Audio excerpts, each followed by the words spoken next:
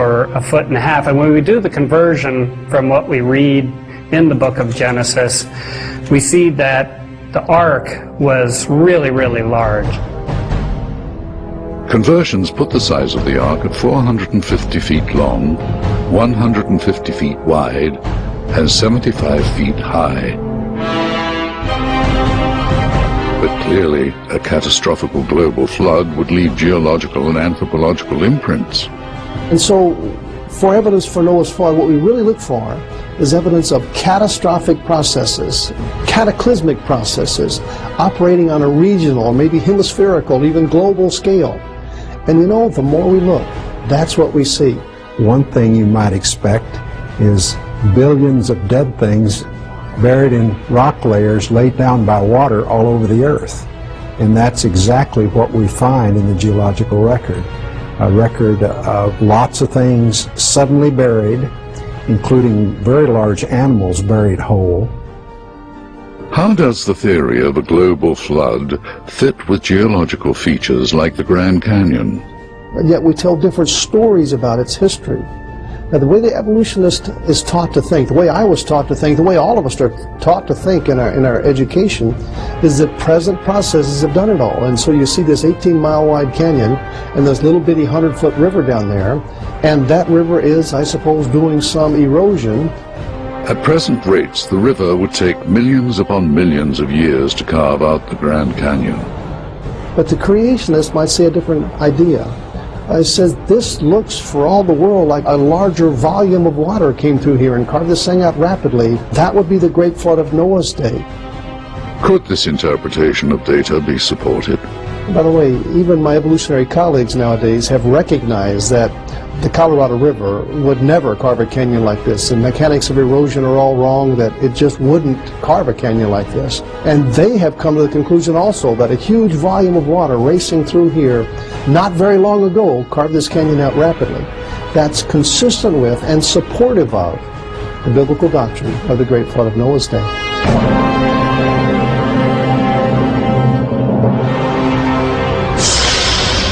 Coming up, did the original Sin City, Sodom and Gomorrah, actually exist? And are there astonishing scientific predictions in the book of Job?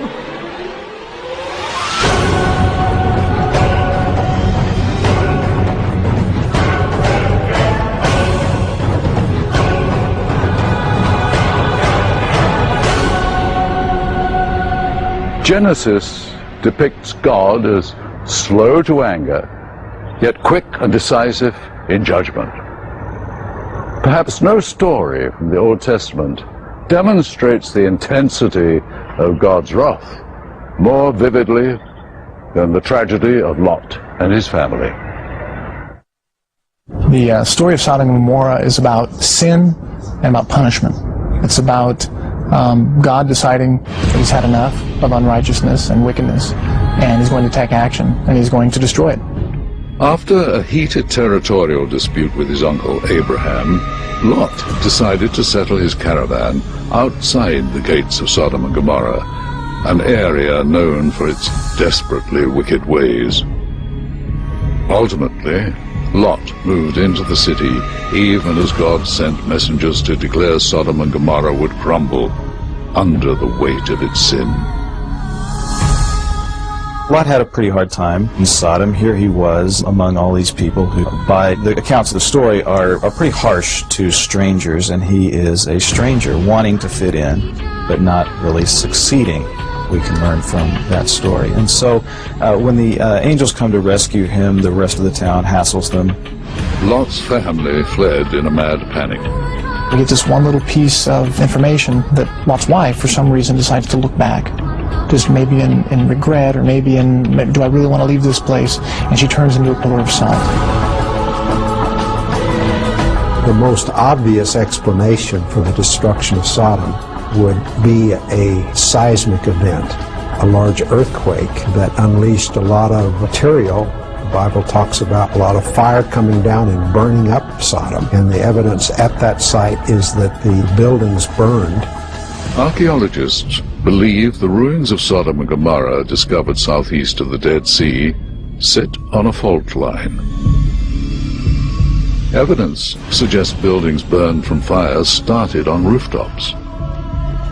Geologists further theorize the pressure from an earthquake could have emitted sulfur-laden bitumen, a substance present in the area. The dense smoke reported by Abraham is consistent with a fire from such material. Sodom and Gomorrah is referenced in secondary literature all throughout the Second Temple period and into the New Testament period. It's mentioned specifically in the Genesis Apocrypha, which is one of the Dead Sea Scrolls.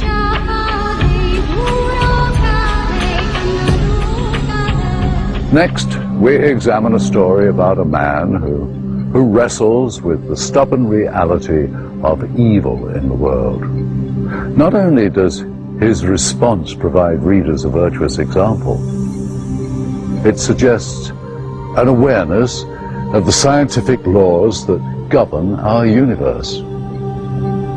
His name is Job. Job was a man that lived probably 3,500 to 4,000 years ago. We don't know exactly where he lived, but we know that he was quite wealthy, herdsman and a farmer, was very much blessed by God in terms of wealth and well-being, good family, excellent reputation in the community. At the beginning of the book of Job, the readers are introduced to a scene from the heavenly courtroom, where these figures called the sons of God, later we would think of them more as angels or as God's cabinet, so to speak, come to report to him about their activities. One of these figures, Satan, acted as both eager prosecutor and willing executioner. And Satan's appeal to God was, well, this man is so righteous because you've blessed him with so much physical well-being. And let me do an experiment. I'll take that all away, and I'll bet you that Job will rebel against you. And God says, you can do that, but don't take his life. And you know the story. Satan, with God's permission and consent, brings all of these physical calamities and disasters upon Job's life. So he loses his property, he loses his family, he loses his health. He's kind of driven to the lowest level. God has abandoned me, or so it seems.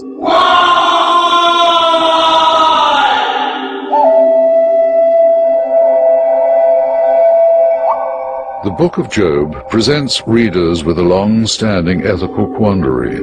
Why do bad things happen to good people?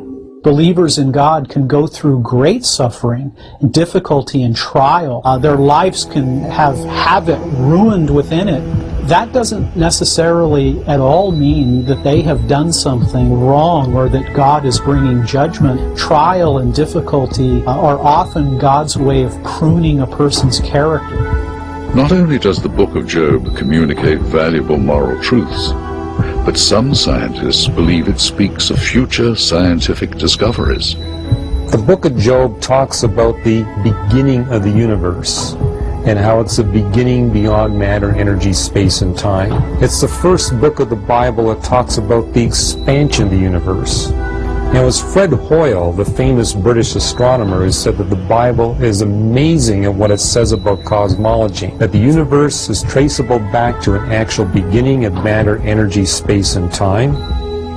How could a book written several centuries before the advent of modern science contain such mind-boggling information? One of the dominant themes you see in the book of Job is that it talks about God creating life in optimal form with optimal designs, but not just optimal life forms, but optimal ecological relationships. In other words, he creates carnivores to relate to herbivores, so the carnivores are only able to kill off the weak, the dying, and the sick, or the unwary. Not so effective that they wipe them all out, or so ineffective they can't kill any. The ecological relationships are idealized. Scientists count up to 10 other scientific predictions suggested in the Book of Job.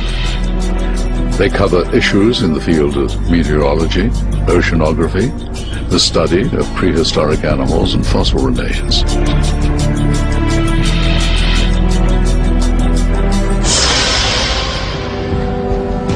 Coming up, Abraham, Joseph, and Moses. Were these men legends or proven real flesh and blood?